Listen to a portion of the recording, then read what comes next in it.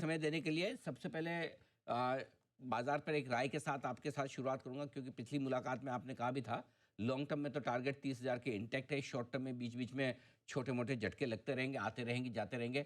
बड़ा झटका जो ट्रम्प का था, बाजार ने आसानी से उसे पचाया है। रिकवर बहुत शार्पली और स्मार्टली कर रहा है। क्या व्यू है अब इस वक्त बाजार पर आपका? बहुत शॉर्ट टर्म और लॉन्ग टर्म दोनों बताएं सर।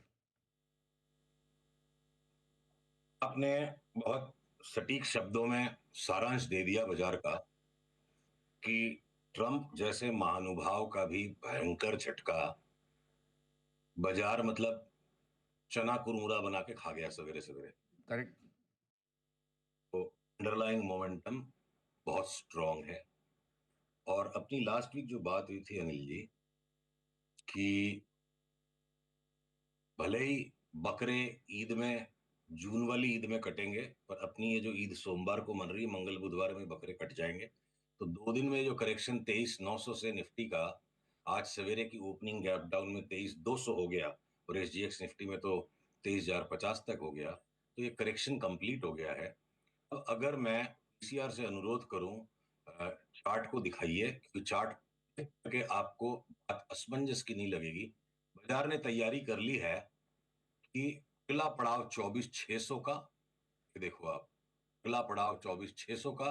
और अगर बाजार ने वहां 24,600 पे भी रुकने का मन नहीं बनाया, 25,600।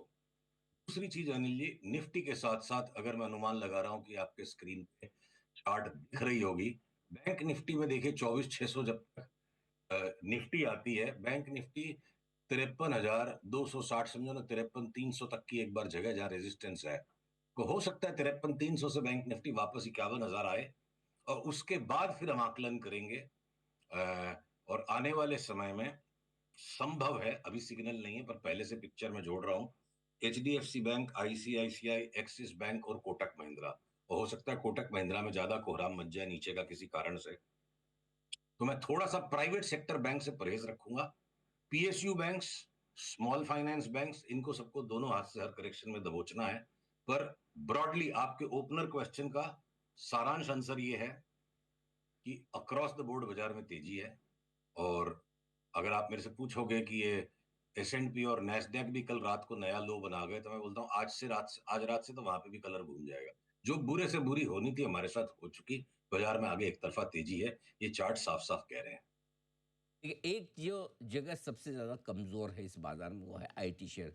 और आपने 2000 के वक्त इन्फोसिस में कहा भी था 1500 आ जाएगा। तो पसंद तो किसी को नहीं आया, देखो ऑनेस्टली, कि यार ये ऐसा कौन टारगेट देता है 2000 पे 1500। लेकिन अब हो गया। What next? डन? या फिर अभी भी और जगह बाकी है? और ऐसा कोई और स्टॉक है जो 2000 से 1500 या 1500 से 2000 जाने की तैयारी में हो, वो भी बताएं सर।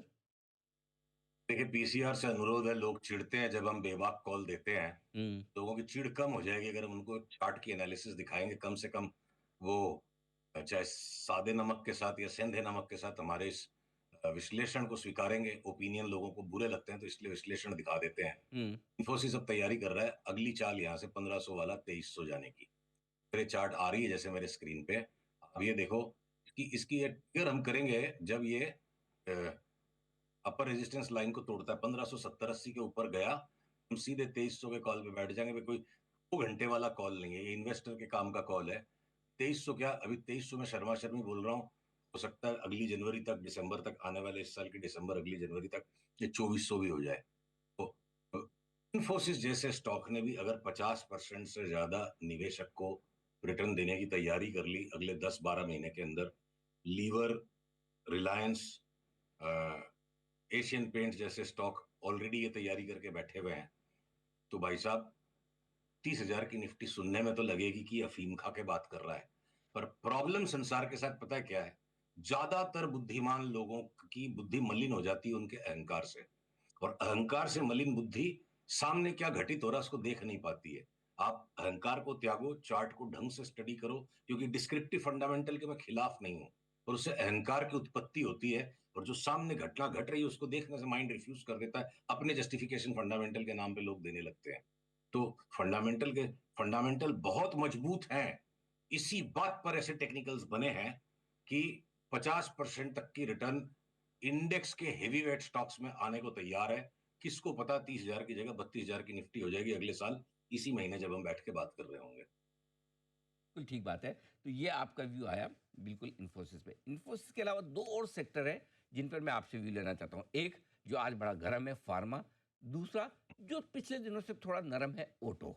टैरिफ के ऐलानों से इन 2 सेक्टर पर असर भी ज़्यादा पड़ा है। इन पर क्या व्यू और कोई स्टॉक जो आपको पसंद या नापसंद हो? फार्मा में अपनी बहुत विस्तार में अनिल जी पिछले कई गुरुवारों में बात हो चुकी है कि सबसे श्रेष्ठ जो डॉक्टर रेड्डीज और सन फार्मा, जिसको 8 महीने से 10 महीने से मैं परहेज था कि हाथ भी नहीं लगाना है, ये दोनों 30-30% बढ़ने को तैयार हैं।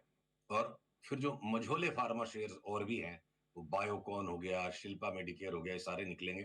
फिर सबसे बड़े 2 फार्मा शेयर्स जिनमें सबसे ज्यादा परहेज था, उनकी चार्ट सबसे क्लियर है, डीवी साइडवेज बैंड में, सिप्ला की चार्ट में नॉइज बहुत है। तो हम लोग स्टिक करेंगे सन फार्मा, डॉक्टर रेड्डीज तो अब बहुत जोर से फट गया आज ऊपर, काफी नीचे से ऑलरेडी घूम चुके थे लास्ट 10 दिन में, मार्केट ने एंटिसिपेट कर लिया था ये।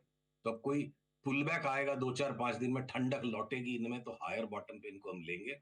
और ये निचले स्तरों से दोनों में 30 35 40% का भाव बन जाए, तब डॉक्टर रेड्डीज 1500 1550 में बेचने मिल जाए और सन फार्मा का भाव अगर 2200 2300 हो जाएगा, ओवर ए टाइम होल्डिंग करनी पड़ेगी, ट्रेडिंग का कॉल नहीं है। तो कोई आश्चर्य नहीं है